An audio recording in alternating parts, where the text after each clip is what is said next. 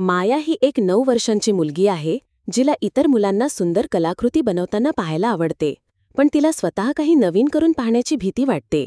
ती नेहमी विचार करते, जर मी यात वाईट असेल तर, किंवा जर सगळे माझ्यावर हसतील तर. म्हणून ती फक्त तीच 3 गोष्टी करते: वाचन, तिची पुस्तकांची आलमारी व्यवस्थित ठेवणे आणि दर आठवड्याला आईला तेच चॉकलेट चिप कुकीज बनवण्यात मदत करणे.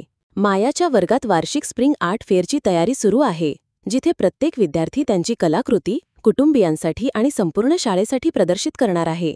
तिचे वर्गमित्र उत्साहाने त्यांचे प्रकल्प निवडत आहेत: मातीकाम, शिल्पकला, छायाचित्रण. पण माया घाबरते. तिने यापूर्वी कधीच चित्रकारी, रेखाचित्र किंवा कलात्मक काही केले नव्हते. जेव्हा तिची शिक्षिका मिसेस रॉड्रिगेज विचारतात की ती काय बनवायला आवडेल, तेव्हा माया बडबडत म्हणते, कदाचित मी फक्त खुर्च्या लावण्यात मदत करू. त्या संध्याकाळी मायाची आजी भेटायला येते आणि तिला माया काळजीत असल्याचे दिसते. जेव्हा माया तिची भीती सांगते, तेव्हा आजी रोजाट एक गुपित सांगते.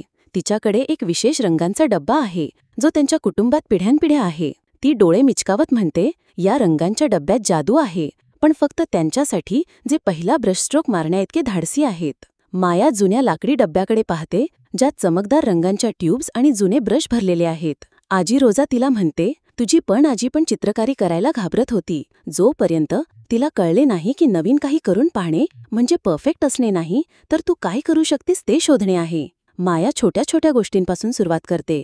पहिल्या दिवशी ती फक्त कागदाच्या प्लेटवर रंगांचे छोटे ठिपके पिळते, रंगांकडे आश्चर्याने पाहते. दुसऱ्या दिवशी ती पहिला ब्रश स्ट्रोक मारते. एक साधी निळी रेषा. ती डगमगीत आणि अपूर्ण आहे, पण ती तिची आहे. दिवस माया अधिक धाडसी होत जाते. ती पिवळा सूर्य काढते, टेडवाका पण आनंददायी, हिरवे गवत जोडते, काही ठिकाणी जाड, काही ठिकाणी पातळ, आणि शेवटी तिचे पहिले फूल काढण्याचा प्रयत्न करते.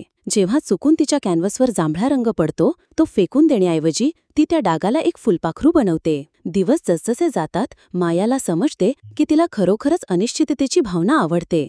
काही कसे निढेल हे नक्की न कळणे भीतीदायक न राहता रोमांचक होते.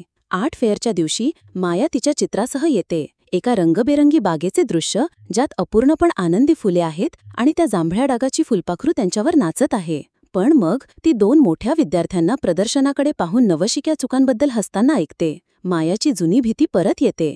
ती तिचे चित्र लपवायचा किंवा तिला विसरल्याचे भासवायचा विचार करते. पण मग तिला आजी रोजाचे शब्द आठवतात आणि ती दीर्घ श्वास घेते. ती थेट त्या विद्यार्थ्यांकडे जाते आणि म्हणते, नमस्कार, मी माया आणि हे माझे पहिलेच चित्र आहे. मी त्या रंगाच्या अपघातातून फुलपाखरू कसा बनवला ते ऐकायला आवडेल का?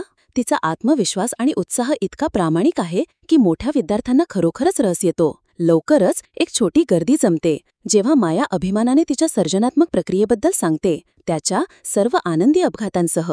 मायाच्या चित्राला मोस्ट क्रिएटिव्ह न्यूकमर रिबन मिळते, पण त्याहून महत्त्वाचे म्हणजे तिला कळते की तिची भीतीच तिला अडवत होती. पुढच्या आठवड्यात ती शाळेच्या नाटक गटात नाव नोंदवते. जरी तिने कधी अभिनय केला नव्हता, शाळेची बाग लावण्यात मदत करायला स्वयंसेवा करते, बागकामाबद्दल काहीही न जाणून, आणि तिच्या शिक्षिकेला विचारते की ती तिच्या कुटुंबाच्या इतिहासावर सादरीकरण करू शकते का, जे तिने यापूर्वी कधी केले नव्हते. माया शिकते की धैर्य म्हणजे घाबरू नये असे नाही, तर घाबरूनही नवीन गोष्टी करून पाहणे आहे. आणि कधी-कधी सर्वात आश्चर्यकारक शोध त्या गोष्टींमधून मिळतात, ज्या सुरुवातीला सर्वात भीतीदायक वाटतात.